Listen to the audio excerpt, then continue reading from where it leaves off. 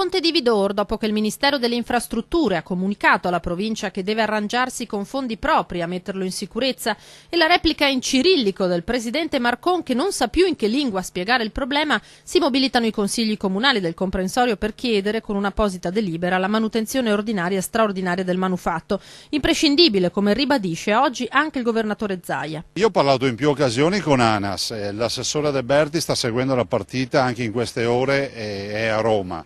Ho scritto ad ANAS per avviare una campagna di monitoraggi proprio a sostegno dell'istanza del Presidente Marcon della provincia, una campagna di monitoraggi con dei sensori. Io penso che quel ponte è un ponte, ma non è solo un ponte, è un'opera monumentale, un monumento nazionale al pari del Colosseo e di altre realtà, debba essere restaurato. L'associazione Nuovo Ponte di Vidor, presieduta dall'esponente PD Anna Spinnato, dà un altro ordine di priorità. Io credo che sia prioritario costruire il nuovo ponte di Vidor prima di mettere mano a una chiusura di quello vecchio, insomma, perché ci sono dei nodi importanti da sciogliere.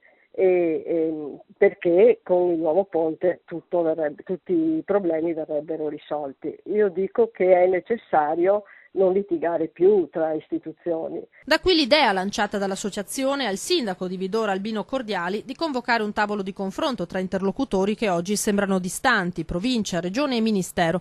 Va da sé che la spesa di 52 milioni di euro necessaria per risolvere l'intero problema viario di quella fascia di territorio strategica per la Marca e il Veneto, trovandosi nel cuore delle colline del Prosecco, non può sobbarcarsela solo l'ente di Sant'Artemio. Anche Roma deve fare la sua parte. Sono sicura, conclude Spinnato, che alla fine con il dialogo e la collaborazione riusciremo finalmente a raggiungere l'obiettivo della realizzazione del nuovo ponte, proprio perché è una necessità reale e urgente e i cittadini non possono più aspettare.